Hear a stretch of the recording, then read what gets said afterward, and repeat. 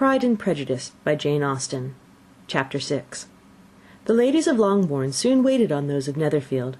The visit was returned in due form. Miss Bennet's pleasing manners grew on the goodwill of Mrs. Hurst and Miss Bingley, and though the mother was found to be intolerable, and the young sisters not worth speaking to, a wish of being better acquainted with them was expressed towards the two eldest. By Jane this attention was received with the greatest pleasure, but Elizabeth still saw superciliousness in their treatment of everybody, hardly excepting even her sister, and could not like them, though their kindness to Jane, such as it was, had a value as arising, in all probability, from the influence of their brother's admiration. It was generally evident whenever they met that he did admire her, and to her it was equally evident that Jane was yielding to the preference which she had begun to entertain for him from the first, and was in a way to be very much in love. But she considered with pleasure that it was not likely to be discovered by the world in general, since Jane united, with great strength of feeling, a composure of temper and a uniform cheerfulness of manner, which would guard her from the suspicions of the impertinent. She mentioned this to her friend Miss Lucas.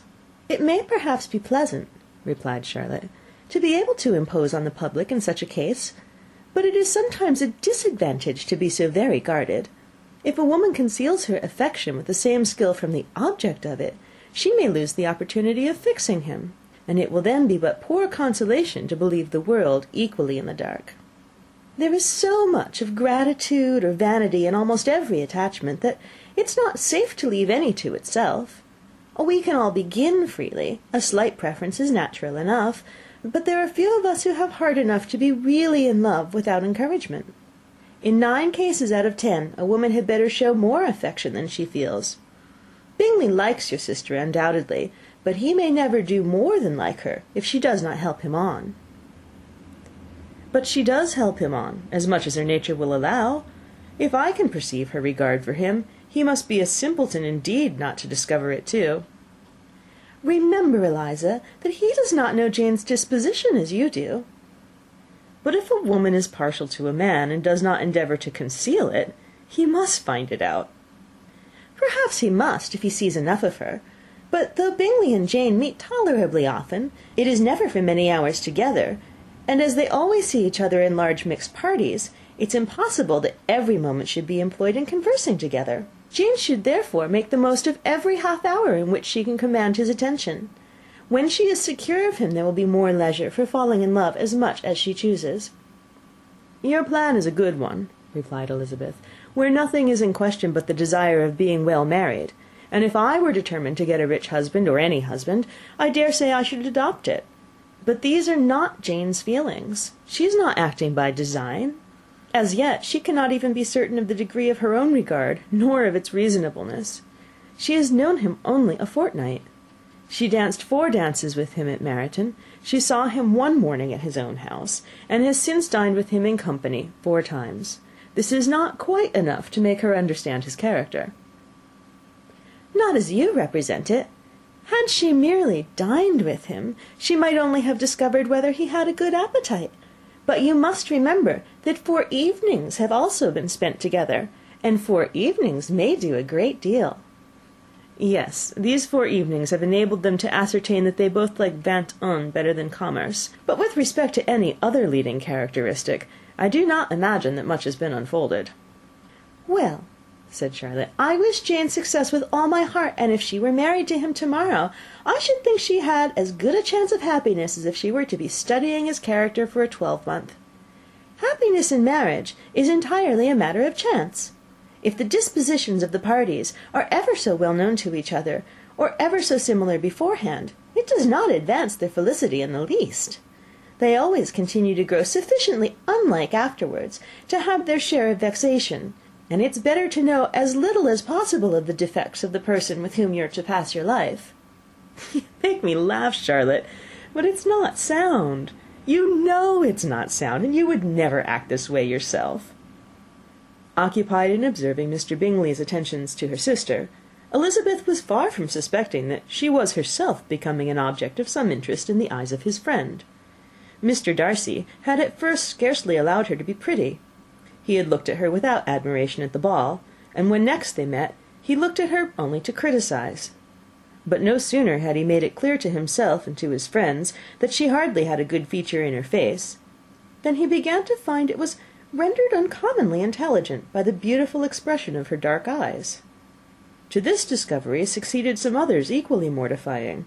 Though he had detected with a critical eye more than one failure of perfect symmetry in her form, he was forced to acknowledge her figure to be light and pleasing, and in spite of his asserting that her manners were not those of the fashionable world, he was caught by their easy playfulness. Of this she was perfectly unaware.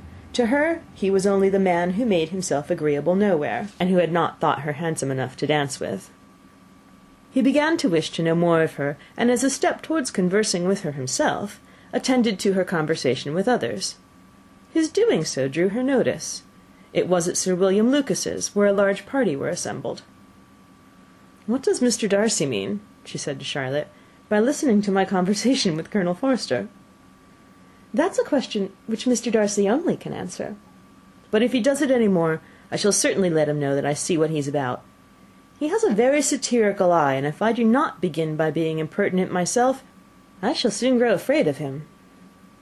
On his approaching them soon afterwards, though without seeming to have any intention of speaking, Miss Lucas defied her friend to mention such a subject to him, which immediately provoking Elizabeth to do it, she turned to him and said, "Did you not think, Mr. Darcy, that I expressed myself uncommonly well just now, when I was teasing Colonel Forster to give us a ball at Meryton?"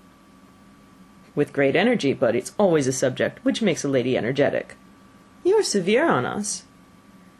"It will be her turn soon to be teased," said Miss Lucas.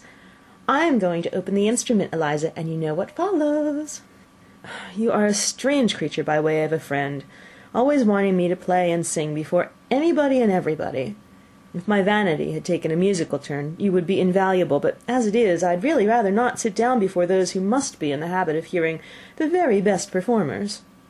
On Miss Lucas's persevering, however, she added, "Very well, if it must be so, it must," and gravely glancing at Mr. Darcy, "There's a fine old saying, which everybody here is of course familiar with, 'Keep your breath to cool your porridge,' and I shall keep mine to swell my song." Her performance was pleasing, though by no means capital. After a song or two, and before she could reply to entreaties of several that she would sing again, she was eagerly succeeded at the instrument by her sister Mary, who, having, in consequence of being the only plain one in the family, worked hard for knowledge and accomplishments, and was always impatient for display. Mary had neither genius nor taste, and though vanity had given her application, it had given her likewise a pedantic air and conceited manner, which would have injured a higher degree of excellence than she had reached. Elizabeth, easy and unaffected, had been listened to with much more pleasure, though not playing half so well, and Mary, at the end of a long concerto, was glad to purchase praise and gratitude by Scotch and Irish airs, at the request of her younger sisters, who, with some of the Lucases and 2 or 3 officers, joined eagerly in dancing at one end of the room. Mr. Darcy stood near them in silent indignation at such a mode of passing the evening, to the exclusion of all conversation, and was much too engrossed by his thoughts to perceive that Sir William Lucas was his neighbour, till Sir William thus began: "What a charming amusement for young people this is, Mr. Darcy! There's nothing like dancing, after all. I consider it as one of the first refinements of polished society." "Certainly, sir, and it has the advantage also of being in vogue amongst the less polished societies of the world. Every savage can dance." Sir William only smiled.